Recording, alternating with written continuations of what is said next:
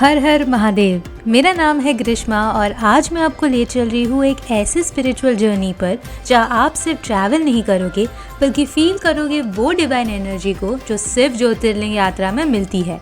ये है 3 दिन का प्लान उज्जैन, ओमकारेश्वर और इंदौर का।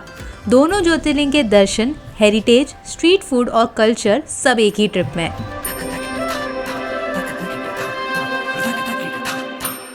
ट्रिप स्टार्ट होती है डे 0 से।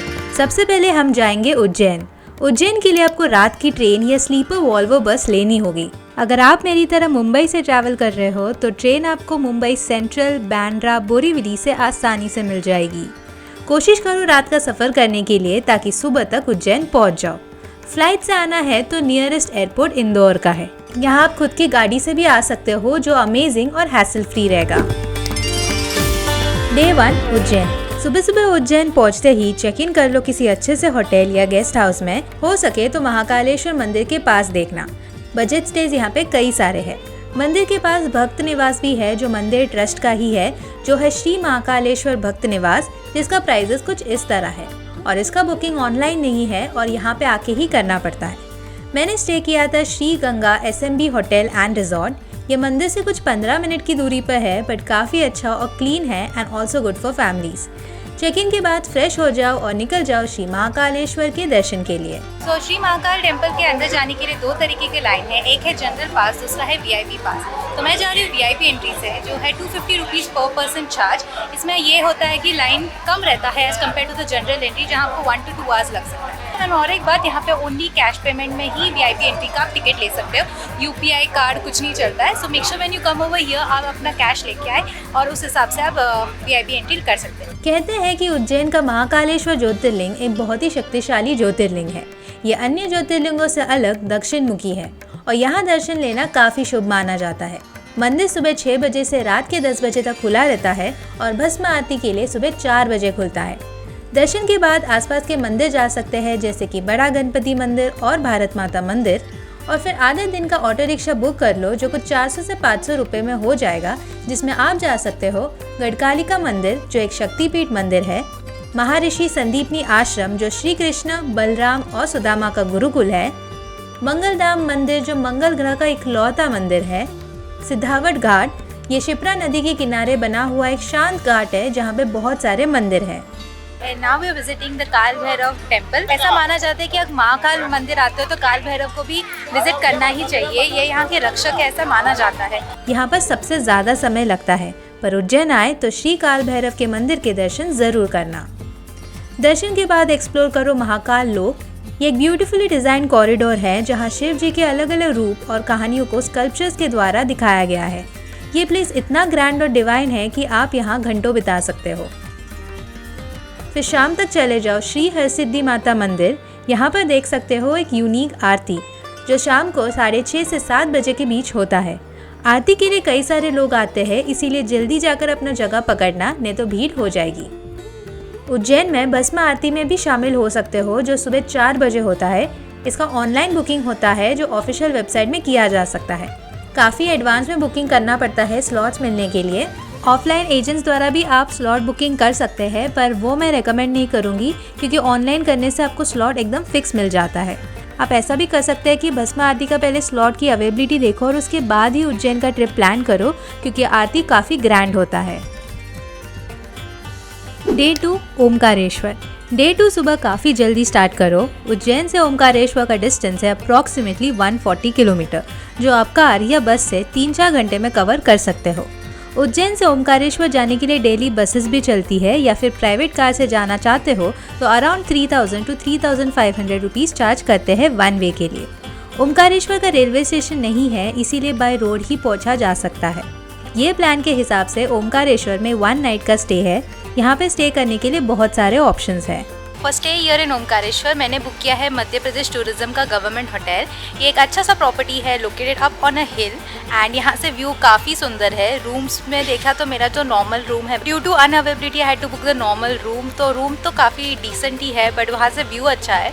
बट यहाँ पे अच्छे रिवर फेसिंग रूम्स भी है जो काफ़ी सुंदर है एंड तो 5000 के ऊपर के रेंज में है, but it's really nice because the view from this hotel is really nice. यहाँ से temple is around 1 to 1.5 kilometres walking. ये जो होटल है टेम्पल के ऑपोजिट साइड में है, जो ओमकारेश्वर जो मेन टेम्पल है उसके ऑपोजिट साइड में है। एक टेम्पल जाने के लिए एक वॉकिंग ब्रिज है जिसके थ्रू आप चल के वॉक करके टेम्पल जा सकते हो, या फिर आप यहाँ से डायरेक्टली ऑटो भी कर सकते हो। होटल वाले हेल्प कर देते हैं ऑटो के लिए, and you can go to the temple accordingly. सबसे पहले यहाँ पर श्री मामलेश्वर ज्योतिर्लिंग विजिट करो।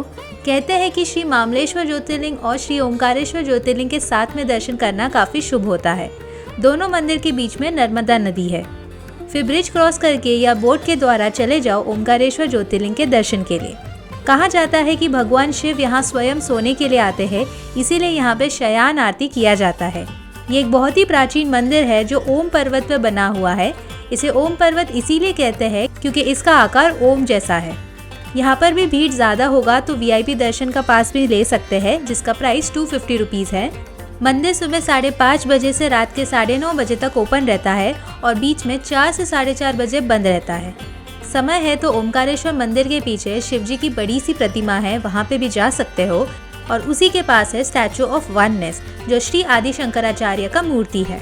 So this is the main Narmada Ghat and यहीं पे आरती भी होती है। As you can see there are many boats that are parked at the moment. Because अभी बरसात का सीजन है तो इसीलिए ये सारे ऑपरेशनल नहीं है, बट अगर ऑपरेशनल होता तो हम यहाँ से उस पार मंदिर के जा सकते हैं via the boat. Because bridge काफ़ी लंबा है तो चलने को थोड़ी दिक्कत होती है, specially for old age people. तो इसीलिए अगर आपको यहाँ पे आना है तो आई वुड रिकमेंड टू आप बारिश के बाद ही आओ, जब बारिश का पानी थोड़ा सा कम हो जाए, सो दैट ये बोट फैसिलिटी शुरू हो जाएगा। एंड यहाँ पे और एक सर्विस है कि ये जो बोट्स है ये लोग यहाँ के अलग अलग टेम्पल्स के भी दर्शन करवाते हैं। एंड ये सारे टेम्पल ही घाट के वहाँ पे है, जिसके थ्रू आप बोट के थ्रू जा सकते हैं। शाम को यहाँ के मार्केट्स को भी एक्सप्लोर करना। ओमकारेश्वर एक छोटा सा टाउन है जो ज्योतिर्लिंग के लिए ही प्रसिद्ध है। डे 3 इंदौर। डे 3 हम जा रहे हैं ओमकारेश्वर से इंदौर, जो कुछ 3 घंटे का सफ़र है। ब्रेकफास्ट करके निकलो ताकि आप दोपहर तक इंदौर पहुँच सकते हो। इंदौर एक वेल डेवलप बड़ा शहर है और यहाँ पर एयरपोर्ट भी है और रेलवे स्टेशन भी। स्टे के लिए यहाँ पे कई सारे ऑप्शंस अवेलेबल है, बजट स्टे से लेके लग्जरियस होटल्स। मैंने इंदौर में लेमन ट्री में स्टे किया था। होटल का लोकेशन बेस्ट है और सारे स्पॉट्स आसपास ही लोकेटेड है। रूम्स भी क्लीन और अच्छे हैं। होटल में चेकिंग करके लंच कर लो और सबसे पहले राजवाड़ा पैलेस चले जाओ। होलकर डायनेस्टी का ये एक हिस्टोरिक महल है। ये 17th सेंचुरी में बनाया गया था और उस जमाने में 7 स्टोरी टॉल बिल्डिंग बनाया था। यहाँ आने का एंट्री टिकट 20 रुपीज़ है और ये सुबह 11 बजे से शाम 7 बजे तक खुला रहता है और मंडे को क्लोज रहता है। शाम को यहाँ पे लाइट एंड साउंड शो भी होता है जो 7:30 से 8:30 बजे के बीच होता है, जिसका अलग से टिकट है 150 रुपीज़ का। इसमें इंदौर का इतिहास के बारे में बताते हैं। इंदौर घूमने के लिए यहाँ पे ऑटो रिक्शा की सर्विस अवेलेबल है। आप आइदर ओला उबर कर सकते हो या फिर लोकल रिक्शा के थ्रू भी घूम सकते हो। या फिर यहाँ पे मैं आई थी फर्स्ट लोकेशन कवर करने को राजवाड़ा, वहाँ पे मुझे एक रिक्शा सर्विस मिल गया जो मुझे 450 में सारे साइटिंग स्पॉट्स कवर करवा देंगे, वो भी सब साथ में। अगर आपको वो सारे स्पॉट्स नहीं घूमना है तो आई वुड रिकमेंड कि लोकल ऑटो रिक्शा ही ऑप्ट करो। वहाँ से निकल जाओ कृष्णपुरी छतरी, जो होलकर डायनेस्टी के सेनेटॉप्स है। यहाँ कोई एंट्री फी नहीं है और ये सुबह 9 बजे से शाम 5 बजे तक खुला रहता है। अगला लोकेशन जो आप जा सकते हो वो है कांच मंदिर। ये जैन मंदिर पूरा कांच से बना हुआ है और अंदर जाते ही आप मेस्मराइज्ड हो जाते हो। Indore used to be a princely state which belong to the Holkar dynasty. उन्होंने यहाँ पे बहुत साल राज किया था। Ahilyabai Holkar was a main person who ruled Indore for 28 years। उनका ही एक पैलेस में अभी विजिट करने आई हूँ। This is the Lal Bagh palace located in Indore which is around 4 to 5 kilometers from the main city, और अभी एक म्यूजियम में कन्वर्ट किया गया है जहाँ पे अलग अलग रूम्स को हम विजिट कर सकते हैं। The entry ticket to this place is just ₹20। Palace सुबह 10 बजे से शाम 5 बजे तक ओपन रहता है और मंडे को क्लोज रहता है। श्री अन्नपूर्णा माता मंदिर, श्री वैष्णव देवी मंदिर, श्री बड़ा गणपति मंदिर और होलकर डायनेस्टी म्यूजियम भी विजिट कर सकते हो। शॉपिंग करना है तो बेस्ट होगा सराफा बाजार, जहां आपको कपड़ों का बहुत बड़ा मार्केट मिलता है। यही मार्केट इवनिंग के बाद इंदौर का फूड पैराडाइज बन जाता है, जिसे सराफा नाइट मार्केट भी कहते हैं। यहाँ पर खाने के एंडलेस ऑप्शंस हैं। यहाँ आपको फुल ऑन इंदौरी कल्चर और फ्लेवर दोनों मिलेगा और तभी समझ में आएगा कि इंदौर को इंडिया का फूड कैपिटल क्यों कहते हैं। Day 4 return back home. Day 4 का प्लान काफ़ी सिंपल है। दोपहर का रिटर्न फ्लाइट या ट्रेन रखो ताकि सुबह में आप इंदौर का अमेजिंग फूड वापस से ट्राई कर सकते हो।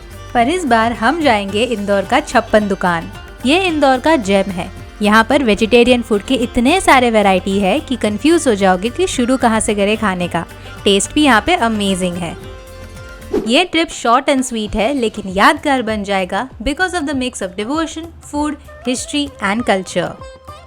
एक कंफर्टेबल ट्रिप का 2 रियलिस्टिक बजट बताती हूँ। स्क्रीनशॉट ले लो या फोटो ले लो, 2 बजट्स मैंने बताया है इसमें। आप अपने हिसाब से इसे कम या ज़्यादा कर सकते हो डिपेंडिंग अपॉन योर प्रेफरेंसेस। और डिटेल्ड इन्फॉर्मेशन चाहिए और मेरे एक्सपीरियंसेस जानना है तो इंडिविजुअल वीडियोस देख लेना उज्जैन, ओमकारेश्वर और इंदौर का।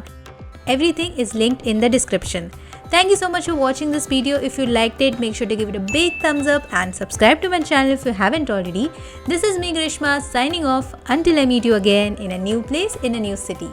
Har Har Mahadev.